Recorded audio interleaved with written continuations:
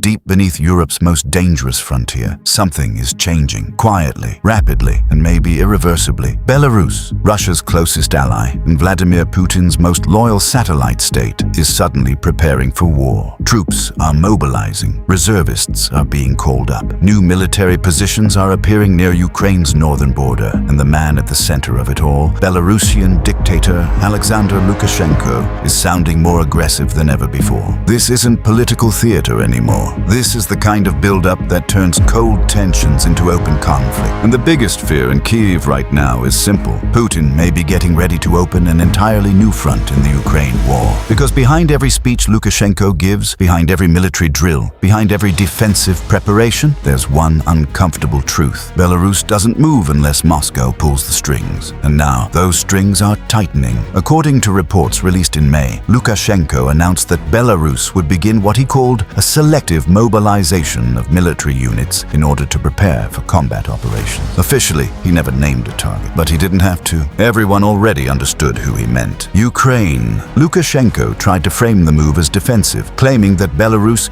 simply needed to be prepared if war comes. But the wording raised alarms across Europe. Because dictators don't casually start mobilizing troops unless something bigger is happening behind the scenes. And there are signs that something bigger absolutely is happening. In recent weeks, Belarus has conducted major military readiness inspections involving thousands of reservists and active personnel. The exercises focused on combat readiness, logistics, rapid troop movement, and battlefield coordination. Exactly the kind of systems a country tests before entering a real conflict. At the same time, Lukashenko has become obsessed with military modernization. He openly admitted that Belarus needs more advanced weapons, better trained troops, and a stronger military structure capable of handling what he described as modern warfare. He even revealed a long-term plan to dramatically increase the percentage of modern weapon systems inside the Belarusian armed forces over the next 5 years. And perhaps most importantly, Lukashenko emphasized that future wars would not be won by missiles and airstrikes alone. Ground forces would still matter. That single statement may have revealed everything, because if Belarus is preparing ground forces, then somebody is clearly thinking about a ground invasion. And for Ukraine, that possibility changes everything. What makes this situation especially dangerous is that the warning signs didn't begin with Lukashenko's speech. Ukraine says Belarus has already been building military infrastructure near the border for months. President Volodymyr Zelensky previously claimed that Belarus was constructing new roads, artillery positions, and military facilities along Ukraine's northern frontier. Kyiv believes Russia is once again trying to drag Belarus deeper into the war. And honestly, that wouldn't be surprising. This has happened before. Back in early 2022, just before Russia launched its full-scale invasion of Ukraine, Moscow staged massive joint military drills with Belarus. At the time, Putin insisted the troop movements were only exercises. Then Russia invaded anyway, and Belarus became one of the main launch pads for the assault. Russian forces crossed into Ukraine directly through Belarusian territory during the failed push toward Kyiv. Lukashenko may not have officially entered the war himself, but he allowed his country to become a critical staging ground for Putin's invasion.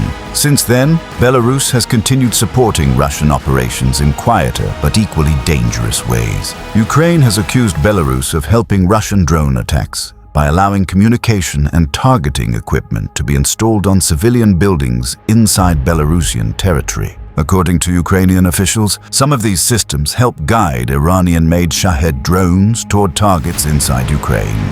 That matters because it shows how deeply Belarus has already been absorbed into Russia's war machine. At this point, Putin doesn't treat Belarus like a sovereign country anymore. He treats it like an extension of Russia. And that creates a terrifying possibility. What if Putin decides Belarus should stop being a support platform and start becoming an active battlefield participant? If that happens, Ukraine could face 3 extremely dangerous scenarios. The first scenario is the simplest and possibly the most likely in the short term. Belarus fully mobilizes its military and floods the Ukrainian border with troops without immediately launching an invasion. Even without crossing the border, that alone would create huge problems for Ukraine. Why? Because Ukraine would be forced to move soldiers, equipment, air defenses, and reserves away from the brutal Eastern Front lines and toward the north. That's exactly what Putin wants. Every Ukrainian brigade diverted toward Belarus is one less brigade defending Donetsk, Kharkiv, Zaporizhzhia, or the southern front. In other words, Belarus doesn't necessarily need to win battles. It just needs to stretch Ukraine thinner. And Belarus has enough manpower to become a serious distraction, despite being a relatively small country. Belarus maintains mandatory military service and possesses a large reserve pool. Combined with paramilitary forces, the country could theoretically mobilize hundreds of thousands of personnel. Not all of them would be well trained. Not all would be effective, but in war, numbers still matter, especially when your job is to force the enemy to defend multiple fronts at once. The second scenario is far more dramatic. A direct assault toward Kyiv, and yes, that nightmare is once again being discussed seriously. Belarus sits directly north of Ukraine, meaning it offers one of the shortest possible routes toward the Ukrainian capital. During Russia's failed 2022 invasion, troops advancing from Belarus nearly reached Kyiv before Ukrainian resistance shattered the offensive. Now imagine another push coming from the same direction. Would it succeed? Probably not. Ukraine today is vastly more experienced, better prepared, and heavily fortified compared to 2022. Belarusian troops also lack major combat experience and would likely suffer devastating losses against Ukrainian defenses. But success may not even be the point. The real objective could simply be chaos. A northern offensive toward Kyiv would force Ukraine into emergency defensive operations. Troops would need to be redeployed. Reserve formations would be activated. Defensive resources would be stretched across even more territory. And every kilometer Ukraine defends in the north becomes another vulnerability somewhere else. That's the terrifying logic behind Putin's strategy. He doesn't necessarily need Belarus to conquer Kyiv. He just needs Belarus to create enough pressure that Ukraine starts cracking somewhere else. Then comes the third, and perhaps most disruptive, scenario. Instead of driving directly toward Kyiv, Belarusian forces could push into western Ukraine. This would be incredibly dangerous for one specific reason: logistics. Western Ukraine is the lifeline connecting Kyiv to Europe. It's where weapons, ammunition, fuel, and military aid flow in from NATO countries like Poland and Lithuania. If Belarusian troops, or even small sabotage units, began attacking railways, roads, bridges, or supply hubs in western Ukraine, the impact could be enormous. Not because Belarus would conquer huge amounts of territory, but because it could slow down Ukraine's entire war machine. Even small disruptions to supply routes could affect frontline operations hundreds of kilometers away in eastern Ukraine. And that's what makes this strategy so dangerous. Russia and Belarus wouldn't need massive territorial victories. They would just need to weaken Ukraine's ability to sustain the fight. Of course, Belarus entering the war wouldn't be risk-free for Lukashenko either. In fact, it could be politically explosive. Belarusian society has never shown overwhelming enthusiasm for joining Putin's war directly. Massive protests erupted in Belarus after Lukashenko's controversial 2020 election victory, and many Belarusians already resent how dependent their country has become on Moscow. Sending Belarusian soldiers into Ukraine, especially if casualties begin mounting rapidly, could trigger major unrest inside Belarus itself, and Lukashenko knows that, which is why his current behavior feels so strange. On one hand, he talks about avoiding war. On the other, he keeps preparing for one. That contradiction may reveal the real situation behind closed doors.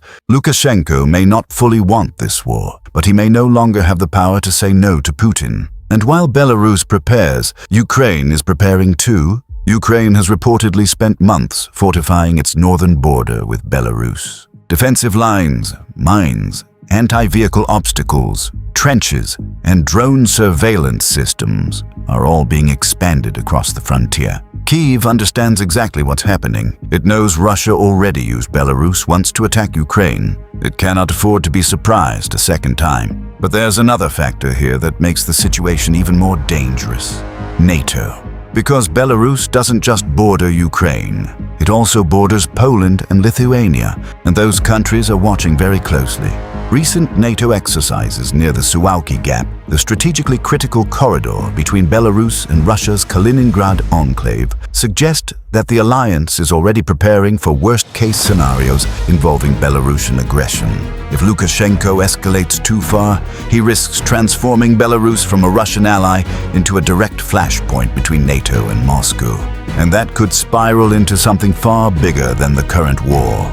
Which brings us to the frightening reality at the center of all this. Belarus may believe it's helping Russia, but in reality, it could be walking directly into disaster. Because if Belarus enters the war fully, Ukraine will respond. And modern warfare has already shown what happens to countries that underestimate Ukraine's drones, long-range strikes, and battlefield defenses. Russian oil depots, military bases, logistics centers, and strategic infrastructure have already burned under Ukrainian attacks.